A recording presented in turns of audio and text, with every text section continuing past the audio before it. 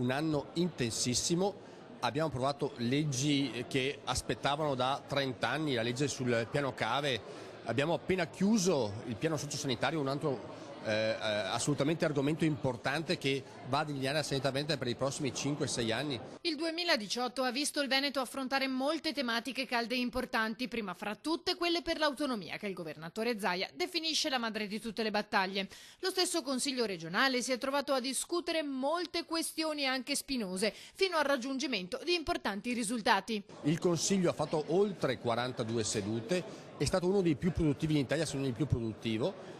Diciamo che